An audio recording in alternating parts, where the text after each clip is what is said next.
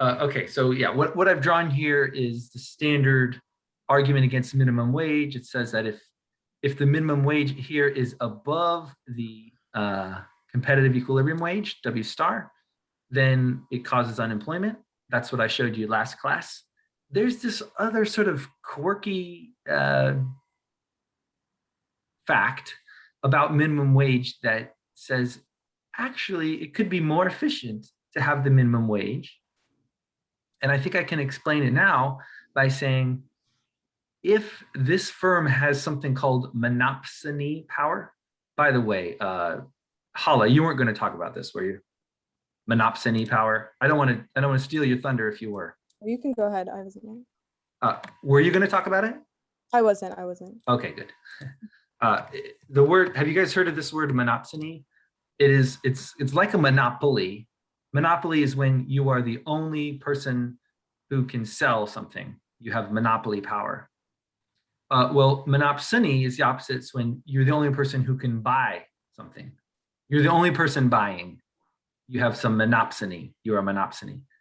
You're the only person selling. You're a monopoly. You're the only person buying. You're a monopsony. And if, let's say, you are the only person buying labor, okay? What does it mean to buy labor? It means to hire people using a wage. If you have this monopsony power, you're the only person. Let's say you live in a small town and you're the only person who has a business in the town, and the only person hiring is you. You actually have some monopsony power, don't you? What does this mean? This means you don't actually have to pay the competitive equilibrium wage because there's nobody else in town. You're the only one hiring people. Therefore, I shouldn't have done this. The dots. I can erase it pretty easily. By the way, if you have monopsony power, that means you can actually hire people at a lower than equilibrium wage, and they'll take it. How do I know they'll take it? Because that's what this demand curve here. This is this is supply. This is the supply of labor. This is the demand for labor. The supply of labor tells you exactly what people are willing to do. And you can actually choose that as your wager. This is maybe WM for monopsony. The monopsony wage may be below the competitive equilibrium wage because you know that you'll make this amount of profit here in some sense. The fact that you're only paying them this much WM, even though they're bringing in for your company this much, that's what the demand is. That's like extra profit that you get that you wouldn't get if you were charging W star. This is a weird situation, and I don't think it happens that often, right? I actually think the labor market, it's rare that a business truly has something like monopsony power. But if they did, they could charge this WM. And if the government came along and said, oh, by the way, that's illegal, you need to charge them at least W star. So if you made, let me say it here. If you made the minimum wage here, minimum wage equal to the competitive equilibrium wage, what would happen then? What would the firm do? Instead of hiring people at WM monopsony, they would hire them at the competitive equilibrium wage, and it would be more efficient, wouldn't it? They would do it. It would be worth it for them. They would do it because actually the demand for the labor tells you how much they would be, how valuable those people would be for them. And in fact, every single person that you hire up to Q star, it's more valuable for you to hire them than to not hire them. And actually, so this is a quirky situation where actually a minimum wage could bring you closer to efficiency, could bring you closer to a competitive equilibrium, therefore efficient wage.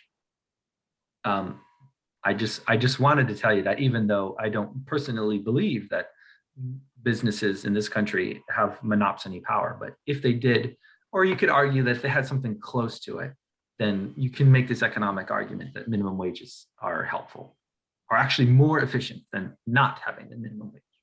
Okay. Isn't that weird? Isn't that a weird thing? Okay, let's stop my sharing. And now I want to get to some more realistic arguments of whether or not we should have the minimum wage be raised to $15 per hour. And I would like you to share with me in the chat, if you don't mind, whether you wrote your homework and whether you currently feel that you would support the raise to $15 per hour or whether you would be against it. So were you guys for or against the issue? Could you say in the chat? Tony's for. Oh, Fabli is undecided. Okay, yeah, that's right. You could be undecided. 3, 4, 1 against, 1 for. Charlotte against as written. Or undecided. Jack against. Undecided, undecided. Another 4. Joseph against. Is that everybody? A lot of undecideds. 1, 2, 3. 4 undecideds. I think if I counted right, it's really close. 5 people said they were for it. Oh, I'm sorry, 6. I miscounted. 6 people said they were for it, and 1, 2, 3, 4,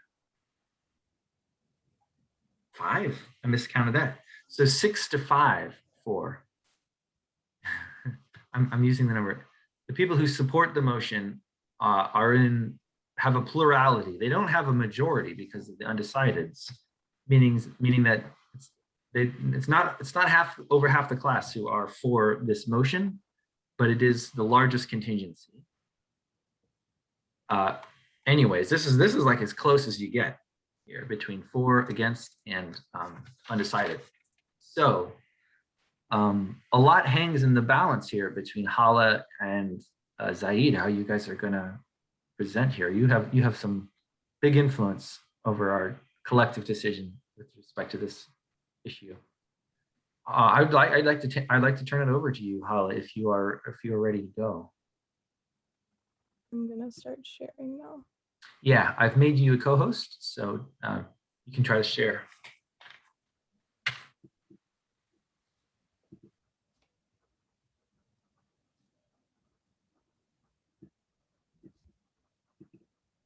Full screen. There you go. Looks good. Okay, so increasing the federal minimum wage to $15 an hour.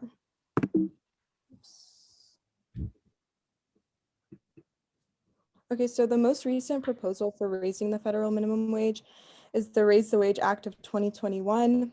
If enacted, the Raise the Wage Act of 2021 would raise the federal minimum wage in annual increments to $15 an hour by June 2025, then adjust it to increase at the same rate as median hourly wages.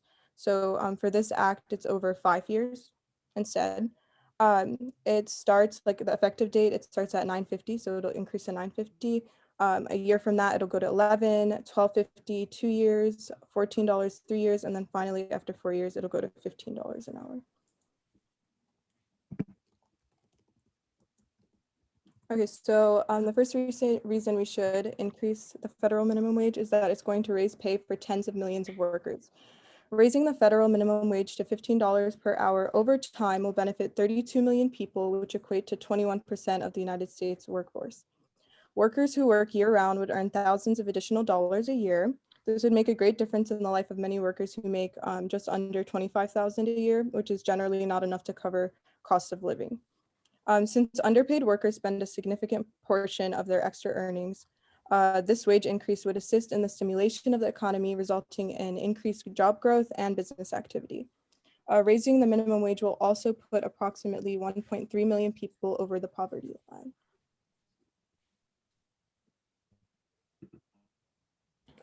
All workers in the United States will soon need at least $15 an hour.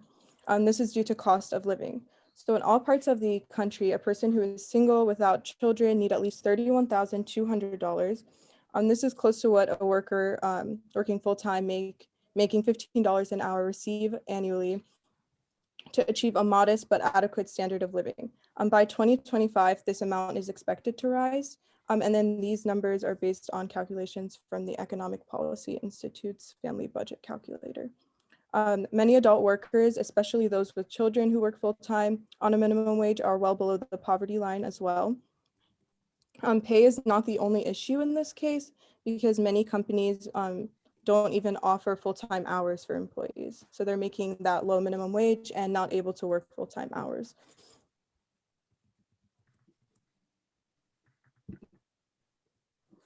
Growing numbers of businesses and organizations support $15 minimum wage.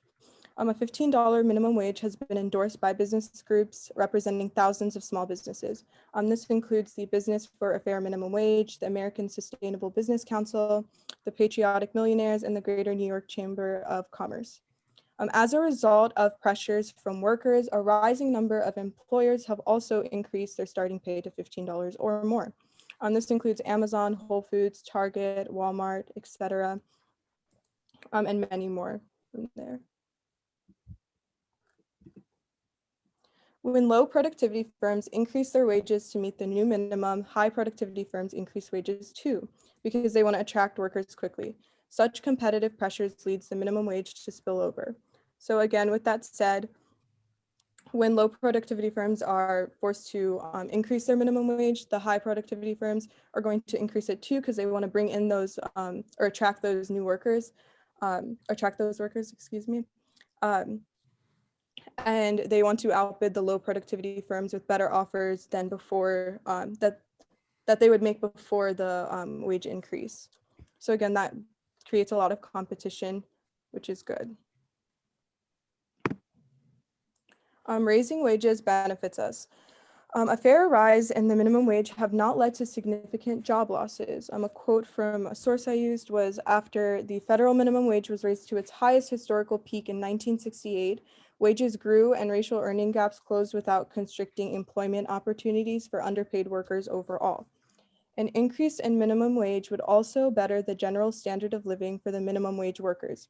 It would do that by supporting them with a more suitable income level to bear the cost of living increases over the years. An improvement in economic growth, again, is another possible advantage of raising the minimum wage. This is due to consumer spending, usually increasing along with the wages. It would also help reverse income inequality. A minimum wage of $15 would start to turn around years of increasing wage inequality. This is for between the highest or greatest underpaid workers and workers getting close to the median wage. It would assist those at the bottom end of the income spectrum to spot economic growth. Low wages also threaten the economic security of workers who then turn to social benefit programs. Nearly 47% of families of employees who will gain an advantage from the act depend on public assistance services in states where the minimum wage is not raised to $15. This is simply due to the fact that they don't obtain enough money from work. Public assistance services for underpaid employees and their families account for 42% of overall spending on Medicaid and children's health insurance programs, cash assistance, food stamps, and the earned income tax credit in states that don't have a law for a $15 minimum wage.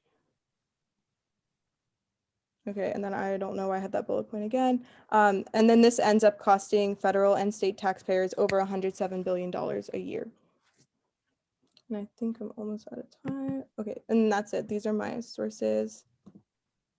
I can talk a little more about that in the rebuttal, or what else I was going to say. Okay, yeah, you can wait if you want. Anyone have any short clarifying type questions about what Hala said? I don't think I do. So thank you for the presentation. And Zai, do you know how to share? Yeah, I'm about to do that right now. One sec. Okay.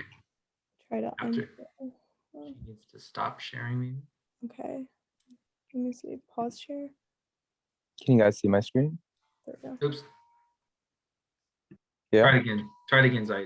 One sec.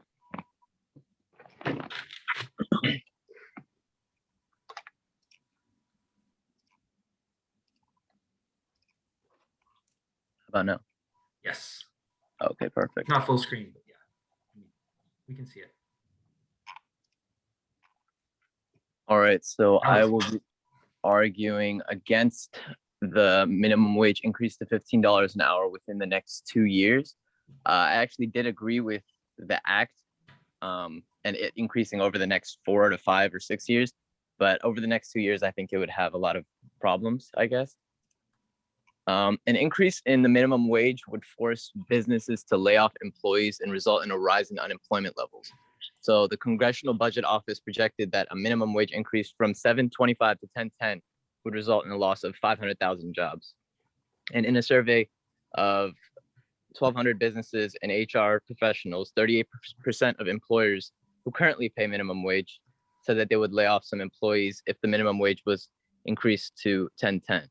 And 54% said that they would decrease hiring levels. And I could only imagine how bad that would be if it would increase to $15. So raising the minimum wage would also increase poverty. So a study from the Federal Reserve Bank of Cleveland found that although low-income workers see wage increases when the minimum wage is raised, their hours in employment decline, and the combined effect of these changes is a decline in their earned income. So it doesn't really matter that they got an increase in their wage if they're earning less total income.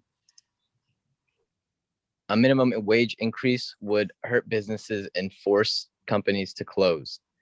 So Jamie Richardson, the vice president of White Castle, said that the company would be forced to close almost half of its stores and let go of thousands of workers if the minimum wage was raised to 15. So I guess we'll just have to see what happens there.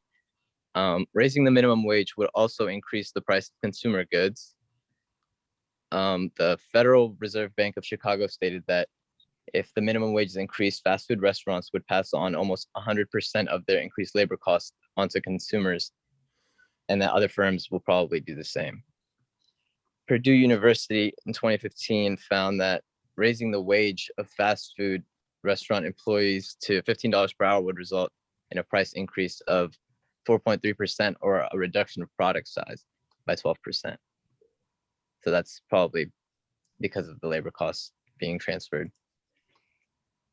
Teenagers and young adults may be shut out of the workforce if the minimum wage is increased. So Dr. Casey B. Mulligan, an economics professor at the University of Chicago, said that the teenage employment index fell sharply after the minimum wage increase of July 2009, a fall of about 8% in 3 months, while the previous drop took about a year to drop 8%.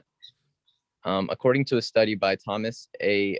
Mrose and Timothy H. Savage for the Employment Politics Institute, those experiencing unemployment at an early age have years of lower income and an increased likelihood of unemployment ahead of them. So I guess us increasing the minimum wage so sharply could mess up the futures of a lot of people that aren't getting jobs early, you know. Raising the minimum wage would disadvantage low-skilled workers. A study by Jeffrey Clemens and Michael J. Wither found that the minimum wage increases result in reduced average monthly incomes for low-skilled workers. It's kind of a reiteration of what I said earlier about how they actually are making more income. James Dorn, senior fellow at the Cato Institute, stated that a 10% increase in the minimum wage leads to a 1 to 3% decrease in employment of low-skilled workers in the short term and to a larger decrease in the long run. So that's 10%. That's off of a 10% increase. I think we're almost doubling the minimum wage. So this is probably going to be like 10 times that. So 10 to 30% possibly, and even larger in the long run. If the minimum wage is increased, companies may use more robots and automated processes to replace service employees. This is kind of obvious because if companies can't afford to pay their employees, they're going to take the safer route and increase their profit margins, but that'll probably result in a loss of a lot of jobs. This is why I think $15 might not be too bad. So you said that the peak in minimum wage pay was in 1968, and that's when the pay was $1.60 an hour, which is equivalent to $11.60 in January 2016. And that is 53% higher than today's 7.25 minimum wage. And that's as of 2016. And in 2020, we printed 22%. I think it's an increase from that now. I think it's 40% of the total supply of US dollars ever created. Adjusted for inflation today, that would put us around $12 to $13 an hour. The Economist stated in 2015 that America as a whole is an outlier among advanced economies. One would expect America, where GDP per person is 53,000, to pay a minimum wage around $12 an hour. That would mean a raise of about 65% for Americans earning the minimum pay rate. And to close, George Reisman, PhD, Professor Emeritus of Economics at Pepperdine University, stated that the higher that wages are, the higher cost of productions are, the higher the cost of productions are, the higher prices are, and the higher the prices are, the smaller the quantities of goods and services demanded and the number of workers employed in producing them. So by increasing wages, not only are more people without a job, but even with less employees, the cost of production is higher than before, meaning that the prices of their products have to go up to make up for the labor costs. This would give you less an incentive to purchase goods from this establishment. We may dismiss a small percentage increase in unemployment, but I think it's important to remember this quote by Brad Pitt in The Big Short. For every 1% increase in unemployment, 40,000 people die. So that's why I think it's not okay for us to test out different theories of wage pricing unless we have a perfect equilibrium which lifts the most people out of poverty while also not causing too many jobs to be lost in the process. I think that's all for me. Okay. Yep. Thank you. Any clarifying type questions for Zaid? Real quick. Do you want some time, Hala, to? Oh, was a comment about young teenagers out of the job market. I think his point was that if you are somebody who is looking for a job as a teenager and can't find one, that's what we mean by unemployment. It affects you negatively for the rest of your life somehow.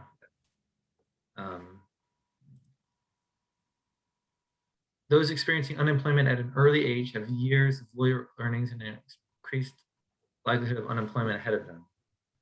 I'm wondering if they think of that as causation or just simply correlation, because to me, that seems like correlation to me, not causation.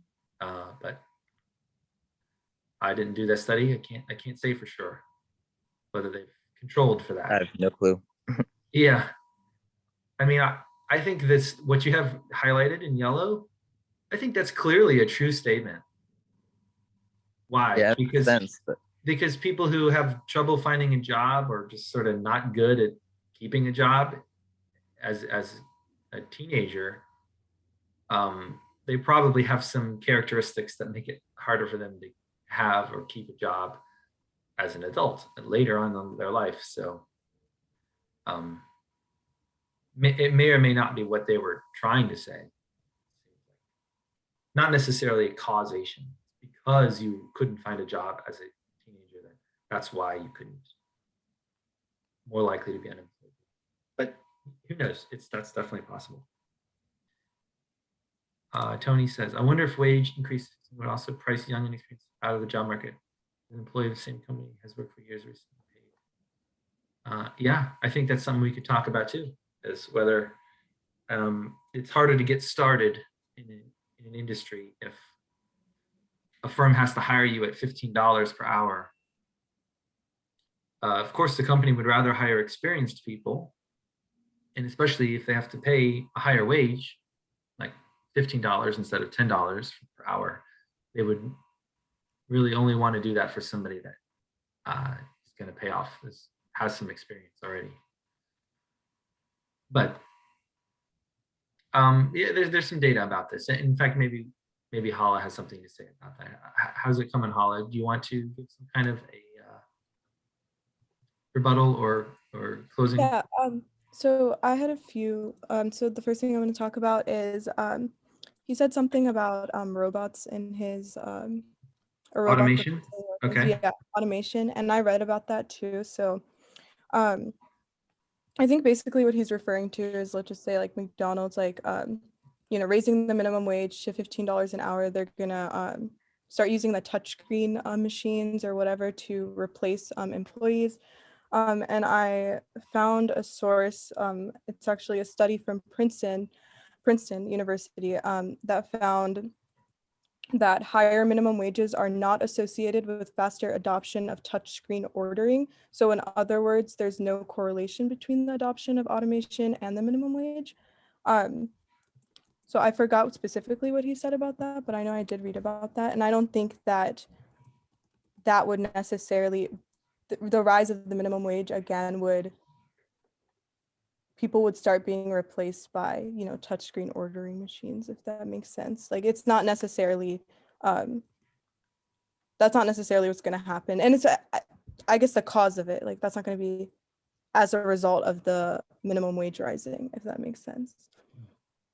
And then something else I can add maybe to, I guess my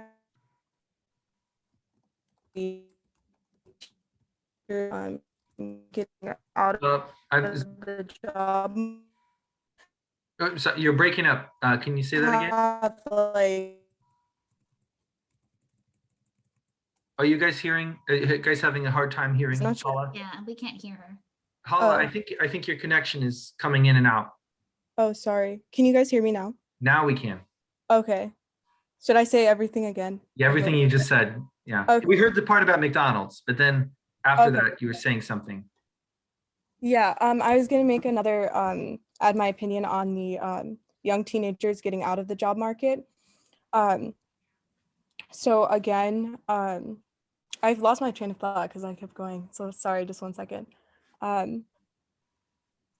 We are okay, yeah. So we already have like these big companies, like I mentioned in my presentation, Target, Best Buy, a few others that are already paying $15 an hour, and a good proportion of their employees are young teenagers and young adults. So I don't necessarily think that just because the minimum wage rises, it's going to, kick young teenagers out of the job market or prevent, teenagers from getting hired, because, teenagers get hired at Target and get hired at, the other places that pay $15 an hour. It could have a maybe small effect, but I don't think it's going to be, that big of an effect. So I would argue that. Okay. Thank you. Zaid, did you want some time or some rebuttal? Yeah, or- I would like to add something. So I think, let's say Target or Walmart or McDonald's, they could probably afford this $15 pay increase, but let's say it was a small mom and pop business and you were employing 5 people at the minimum wage, right? And let's say 5 times 7 would be $35 an hour. That's how much you're paying these people to per hour to run your business. But at $15 an hour, it's hard for a lot of mom and pop businesses to employ 5 employees. So you'd have to let go of 2 people. And even with just those 3 people, you're paying $45 an hour in comparison to $35 an hour for 5 people. So it starts to get really hard for you to, it wouldn't be utility, but I can't get the right word, but the efficiency that your business has, especially as a small business, you're losing a lot of it, So I don't know if it could be beneficial to everybody. Maybe to the bigger businesses, but definitely not to the mom and pop businesses. That's what I would say. Okay. Yeah. That sounds good. Does anybody, Hala, are you good? Zaid? Can we bring it up to the class? Yeah, that's everything for me. Okay, Yeah. thank you. Thanks, guys. I'll be the moderator, but if anyone in the class wants to make a comment or question about why we should be for or against the $15 minimum wage, you can make that now. I had a question. Sure. I guess it can be to either Hala or Zaid. Did either of you look up the idea of indexing the minimum wage for inflation? I actually included something else about that. I'm not sure. Let me see. It's a good idea, isn't it, Philip? That's the research I did when I was doing my homework, and I had an experience with it in a former economics class where my professor brought it up. So Yeah. I just thought it might be something. Doesn't it seem weird that we have to increase the minimum wage by a new law every single time we want to increase it, rather than just having it indexed to inflation, in which case we wouldn't have to have this argument every single time we want to increase it. That's what I put in my homework, basically. Yeah, that would, I think that's a great idea. One thing about this wage, though, it's actually a big jump. Wouldn't you agree? Like, Zaid, you talked about going up to $10.10 Yeah. and how businesses were afraid of that back in 2015 or something. Mhm. And this isn't that. This is like a big jump to $15 per hour. I think that's kind of what makes it more interesting, is that this isn't just increasing with inflation. This is actually Going ahead of inflation. But I think that's honestly, that might be a good thing over the next 4 years, which is what they're implementing, because they're probably going to continue to print money to boost the economy. So it'll probably kind of level out at 15 at a certain level. But when you talk about printing money, I'm assuming you're saying that will cause inflation. Is that what you mean? I mean, if you're increasing the supply of dollars, the value of each dollar would be reduced technically. So you have to make up for that. Although technically, inflation is about prices. You can argue that the money supply drives the increase in prices, but in its purest sense, inflation is a statement about prices. Mm-hmm. So, I mean, the CPI, I feel like, doesn't entirely reflect the asset market in total. So, yeah, I feel like a lot of assets have increased more in price than the CPI is. Yeah, I just wanted to clarify for everyone. It sounds like you're saying you expect inflation, and therefore you should have a minimum wage increase at least to just keep up with the inflation. Is what you're saying. Okay. Yeah. Yeah. Okay. Good point. And maybe it would make more sense to not just make a law, but then to also peg it to inflation. But it's okay. I actually had that point in one of my slides, but I took it out. Yeah, I didn't write it as part of the issue statement, so I guess it's my fault.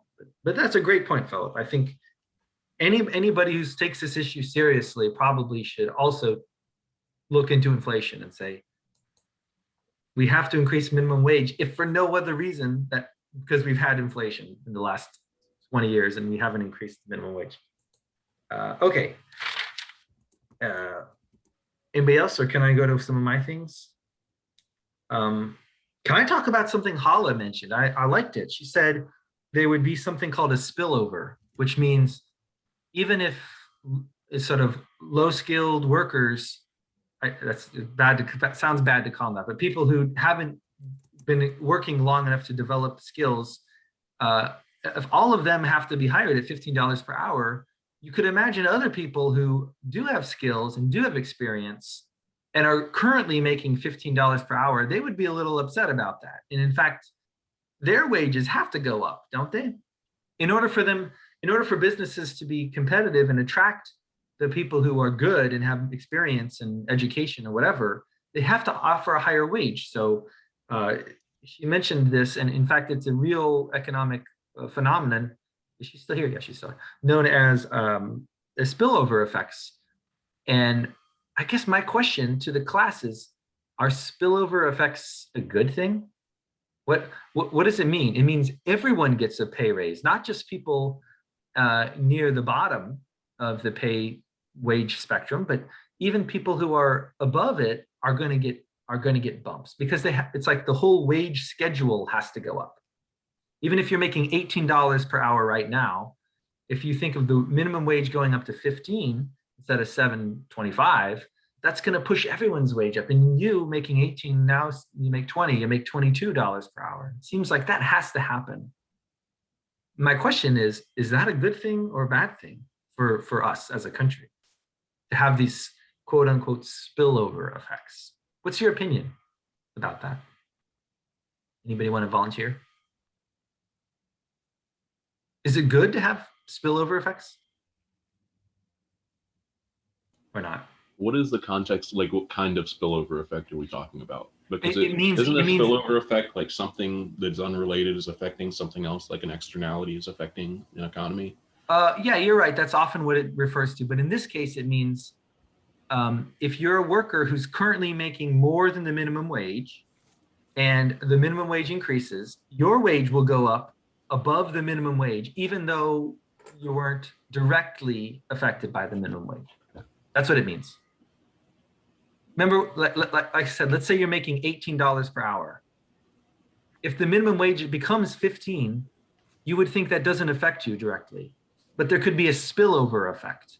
The spillover effect is because everyone who was previously making less than $15 per hour is now making at least $15 per hour.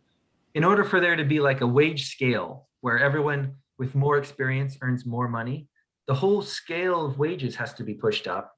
And you who are making $18 before are now going to get a spillover effect, which is an increase in your wage. That's what I'm referring to. Do you think that a lot of businesses are going to try and get away with that since the minimum wage has been increased? I mean, and not just because it was increased, but just because they're above the minimum wage, they're still like legally allowed to give these workers, let's say $18 an hour, continue to give them $18 an hour, and Yeah, they have nothing against them. no. So here's the thing. I'm talking about competitive forces in the market from the demand side, from the businesses.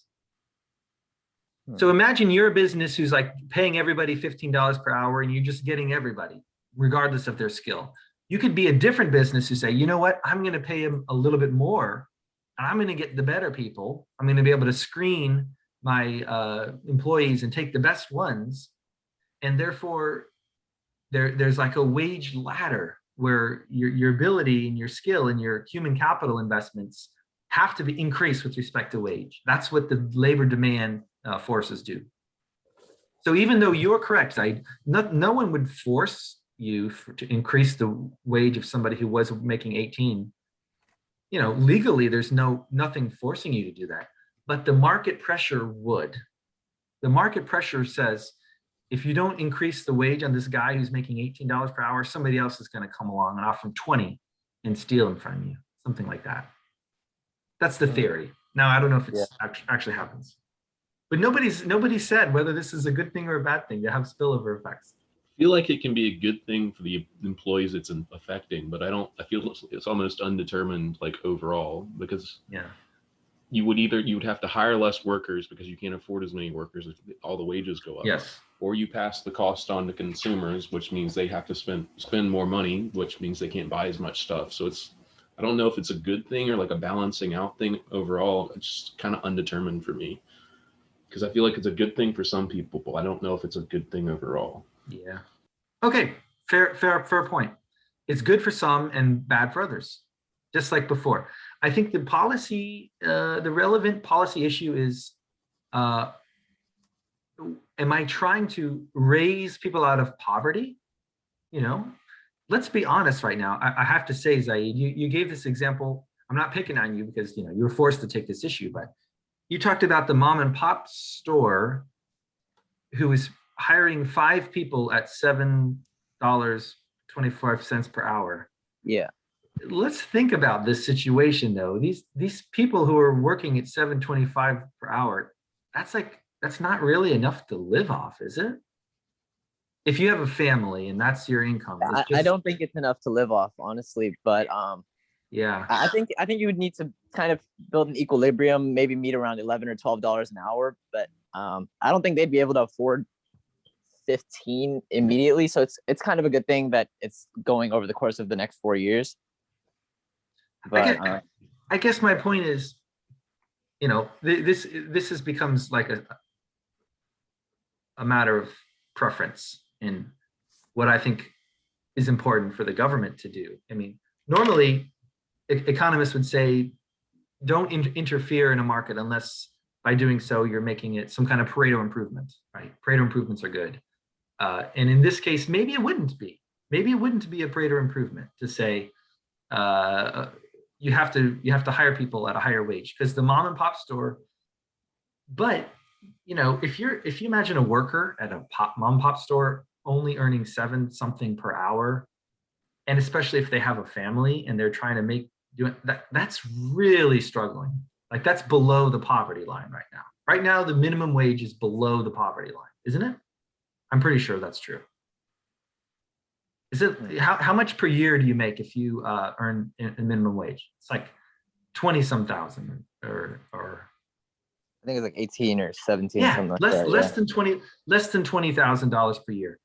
So if you're going to say we need to protect this business because they want to hire people, pay them less than 20,000 per year for working full time, I think that's kind of a weird business model to be protecting. I mean, I was imagining more like them employing like college students or high school students, you know. okay, So they wouldn't be supporting entire families yeah, per se, but yeah. So I think that's another question. Like, who is this being targeted toward? Is it being targeted towards college students, people who don't have families, or is it for families? And unfortunately, I think a lot of people who are making less than $15 per hour right now are family. They are families. Some of them are kids and don't need to worry about them, especially if they have parents that are earning money. But that's not who this is for, right? You're not raising the minimum wage so that college kids can make more money. That they will happen to benefit from this. But yeah, that's just sort of my perspective. It's like Hala said 107 billion. You said this, Hala. You said this. That's how much social benefit programs are actually paying. You think about somebody who's working $7 per hour, they need benefits from the government just to make it. They're going to get food stamps. They're going to get Medicare, CAID. They're going to get, their income is so low that they're qualifying for all these government benefits that the business doesn't have to pay for. The business, to me, maybe seems like it's almost exploiting the government welfare system to say, I want to hire you for very little, and the government is going to pay for the rest of your living expenses. You really wouldn't even be able to hire this person if not for the government subsidizing the rest of their living expenses. Okay, that said, I do believe in efficiency, and if a minimum wage is very inefficient, then you can understand that that's a negative against it. I just wanted to make that little point. What else did I highlight? I don't know. I thought it was weird that McDonald's isn't more likely to have touch screens if the minimum wage goes up. I'm wondering if it's not an observable effect because it's such a long-term thing, right? I should look at the study because you said you found a study and it was like Princeton, some sort of publication that I'm sure I have access to, so I could look at it. But okay, Phil, thank you. Okay, the current US poverty line is 728.80 for one person. Okay, but for a family, I'm pretty sure it wouldn't cover it, right? Yeah, no, not for a family. Like for just one person, yes, but not by very much. Okay, yeah, thanks for that piece of information. Okay, I'm curious what the class thinks. Because have you guys actually been to a McDonald's and seen the touchscreen? I have. The ones in here in Chesterfield County do have touchscreens. So you actually walk into the McDonald's, you place your order without ever talking to anybody, and you have a number, and then someone at the counter calls your number, and you go up and get your food. That's back before the pandemic. That was before the pandemic. Haven't been inside of McDonald's since then. And the question is, why do they do that? Why do they do these touchscreens instead of having somebody in person take your order? I mean, what do you guys think? What's the reason McDonald's does this?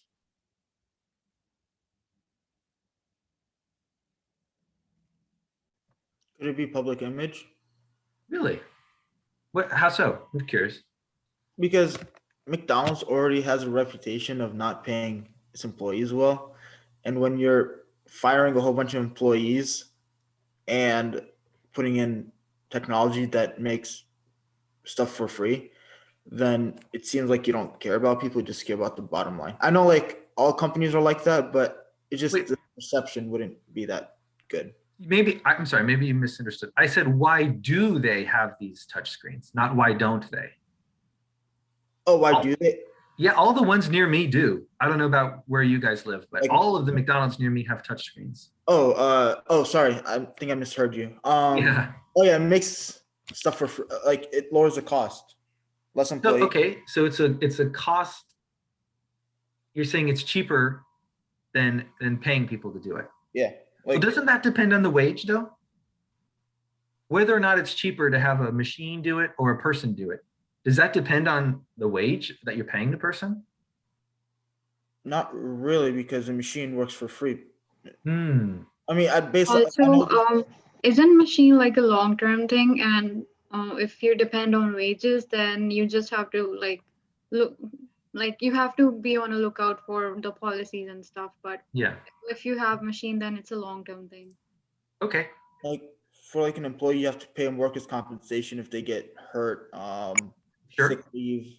All part of the cost of Yeah. labor. But we have to, it is to make money. I think both of you are agreeing that the reason they do it is they think it's more profitable to do that because they can lower their costs by doing it. But surely that depends on the price of labor. I'll agree. Let's give Hala's study that she mentioned the benefit of the doubt and saying, looking at all the data, there's no relationship, there's no causal relationship that can be determined between raising the minimum wage and increased automation. And I think they just looked at McDonald's there. Did they look at all industries or just McDonald's? Not sure. Hala might know. However, I find it very hard to believe that there isn't something long-term going on in between the cost of labor and the cost of building one of these machines. And whether or not minimum wage is driving it, it's still there. It's still the higher the cost of wages are, just the higher wages are, the more likely you are to switch to some capital intensive means of production rather than labor intensive means of production. And so I think this is part of a bigger issue in our society, which is how are we as a society going to respond to technology? Are we going to be a society where improving our technology makes us worse off because people lose their jobs and they can't spend money and it leads us to a recession? Or are we going to be the type of society where technology makes us better off? Having robots do work for us, that should be a good thing. It should increase our production and therefore increase our prosperity if we have an economic system that allows for that. And I always go back to Star Trek, but man, if you're a Star Trek fan, you get what I'm saying, which is that they got it right. The humans in Star Trek, the people who live on Earth, once their technology got better and better, their economy shifted so that it wasn't based on scarcity and how much money you need to buy something. They were able to share the benefits of that new technology in a way so that everyone got to be better off, rather than a society where certain new technologies and automation make so many people worse off that it's actually destructive to the economy as a whole. And so this idea of, like the mom and pop store that's hiring people at $7 per hour. And I made this argument that should we really be supporting this business and saying, wait, we need to keep this business up because they're providing jobs for these people. They're really bad jobs. They're not good jobs. They're not enough even to live off. So, I mean, what does this, you might ask, okay, well then what else should we do? How can we help people in this situation? Maybe there needs to be something else, right? Something else other than, well, you just got to keep working at your $7 per hour job. And, we talked about universal basic income. We talked about other sorts of measures of anti-poverty we don't want to be a society where the better the technology gets, the worse we get as a country. It just seems backwards. It seems like a big failure of society if that were to happen. So that's just my perspective in terms of not just minimum wage, but all of these distortions that we're talking about in the labor market. And what is the point of these labor market? If we're going to interfere with the labor market, what's our goal? It should be to make people better off, right? Improve people's lives. Could I ask you a question? Sure, go ahead. It might be like a really broad question, but like in other countries, like I'm just thinking of like Japan, for example, that are much more technologically advanced than we are. Is there any like examples of that already happening there? And like I know they have like high quality of life and things like that. So Why do you think Japan is more technologically advanced than we are? aren't they? We're America. We're like we have the greatest economy in the world. Yeah. Well, I don't know. I mean, maybe that's not even true. That's just, I guess, what I was thinking.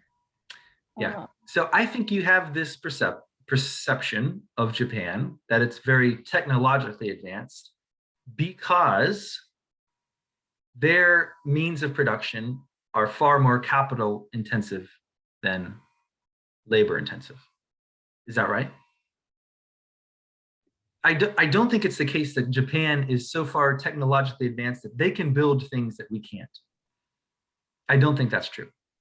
I think Japan chooses to build, to spend more on infrastructures that are more technologically advanced. They choose to spend more on capital intensive means of production.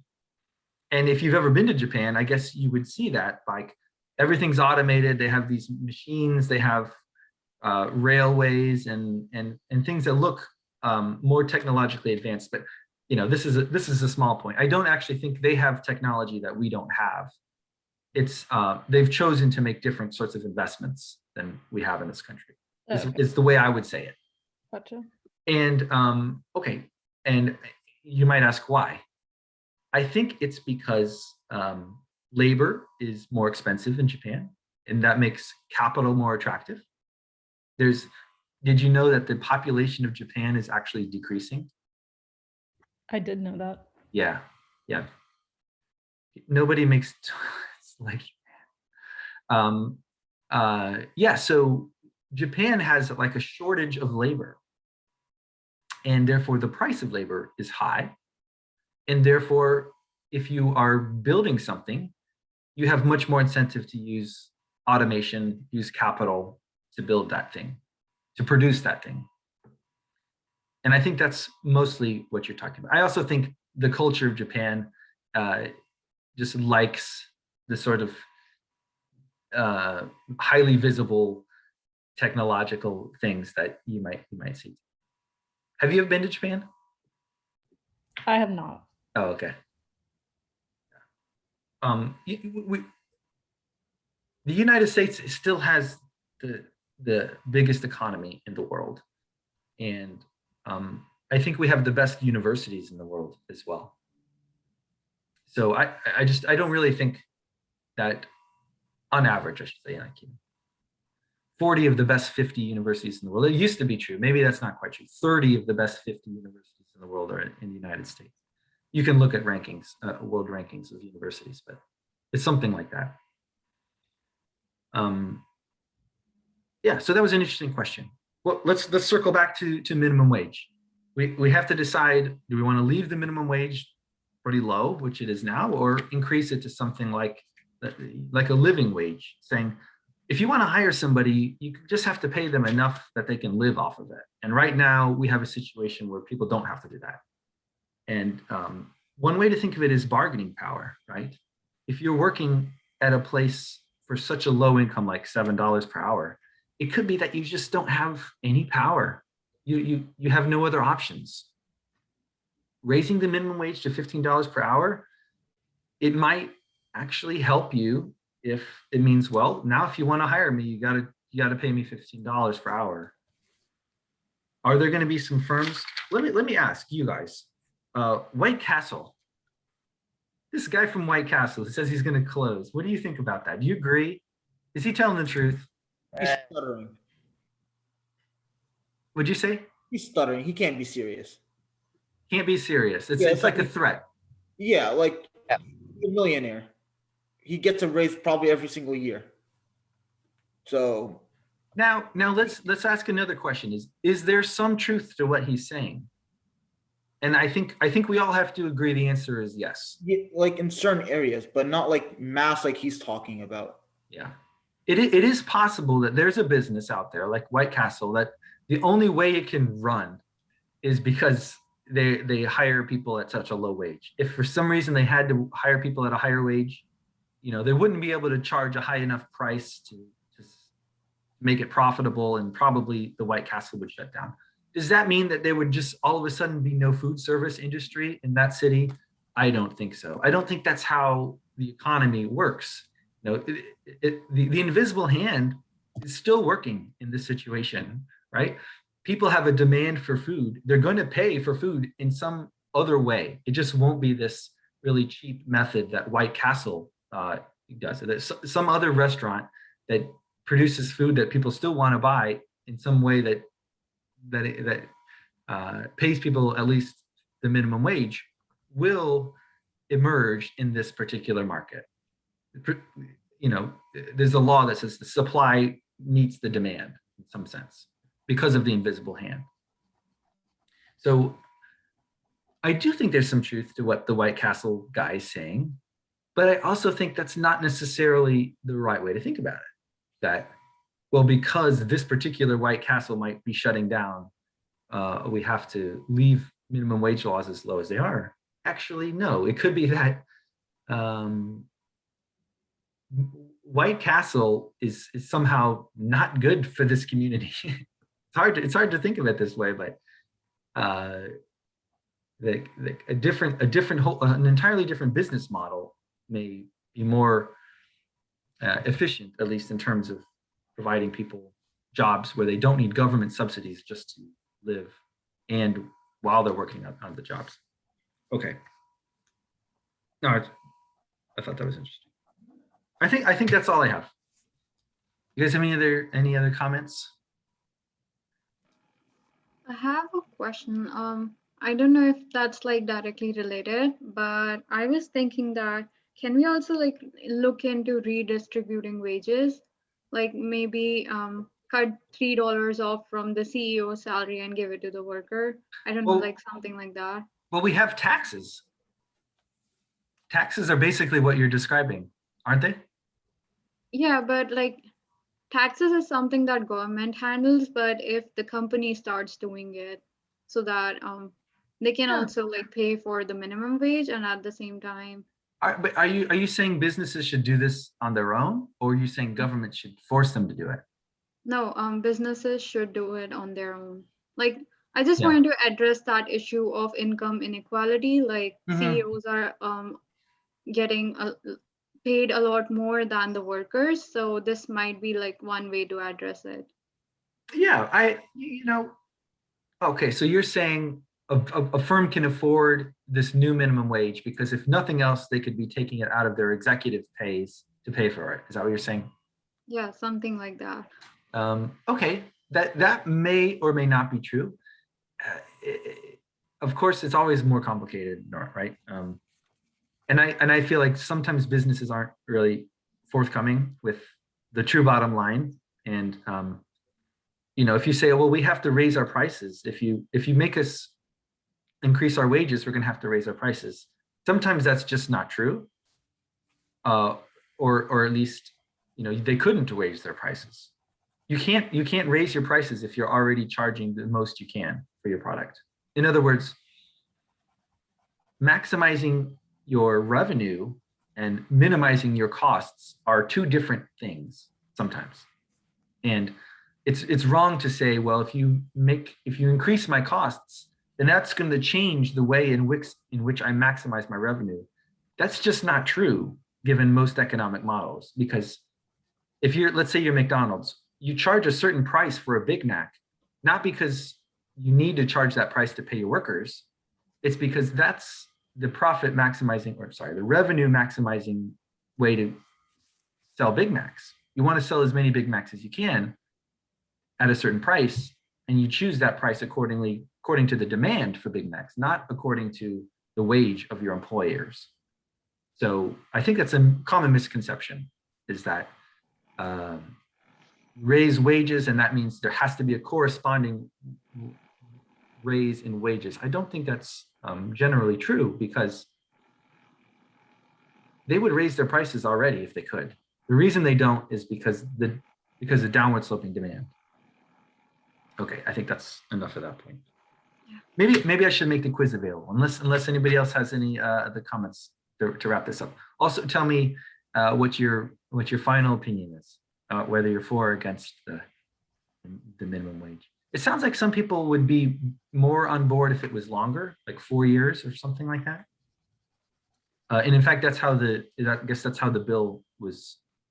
Paula referred to this bill it hasn't been passed. It's not a law, it's just a bill. And it's like 4 years or something instead of 2. That makes sense. Maybe 2 years is just too short of a time frame. But as written, what do you think? You know, either had to do this or not do it. Would you be for or against? What do you think? Anybody change their mind? Let's say that. Anybody? Okay, Philip, indexing the minimum wage based on like what it is now, but just keep rising it according to inflation. Makes sense. Mihak, did you change your mind, or were you undecided before? You were undecided. Okay. Joseph, did you change your mind? So against it. Oh, okay. Yeah, don't tell me if you haven't changed your mind. It sounds like some people are some of the undecideds are now for. Lauren, were you undecided? I'm against it. But what were you at the start? Were you undecided at the start? I'm still against. Okay, so you haven't changed. I like to see if our opinion has changed from before or after, like who, if anyone, has changed their mind. For if it was a longer time period. Okay. Maybe I should change that issue to 4 years instead of 2 years in the future. Okay, guys. I think you should be okay on this quiz. The bad thing about the quiz is that it's over a long time period. We haven't had a quiz in a while, so there's several topics I'm asking you about, but actually a lot of the questions are still multiple choice. They were previously multiple choice, and I let them remain as multiple choice. And let me see this quiz. It is called quiz 4. I believe. And what do I do?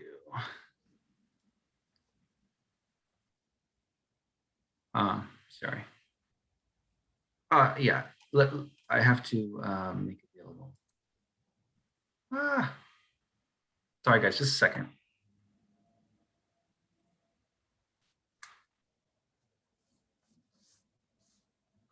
Edit test options.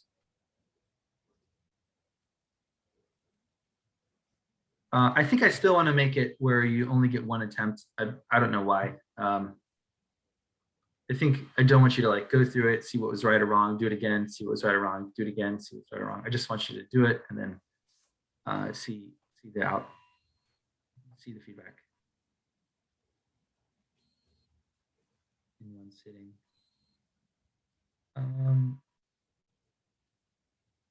Yeah, there's no timer, but there is a due date. We have unlimited time within 24 hours. Yeah. Sweet. Wait, should I do that? No, is that bad? What did I say I would do? Did I say it would? You said give us 24 hours. I said I give you 24 hours. Yeah. I mean, I don't care. Are you really going to spend like 3 hours on a quiz for Econ 300? No. If you want to, I mean, I guess you can. How many questions is it? I think 8. I think 5 multiple choice and 3 essay questions. Oh, not too bad. Not too bad at all. So we'll make the due date tomorrow. That is April 2nd What is it now? Like 3:30. I'll make it 3:30. Yeah. After submission, after due date, then you get the full feedback. Okay, sorry if I just had to click on some buttons, but I think I'm going to press submit, and I think it is available now as quiz 4. And so I will stick around in case you guys have any questions about it. But I did make it so that once you start, you have to finish it. So keep that in mind. If you're not planning to finish it now, don't start it now. Let me just, sorry. Okay, is this quiz 4 chapters worth of grades? No, it's just 1 quiz grade. And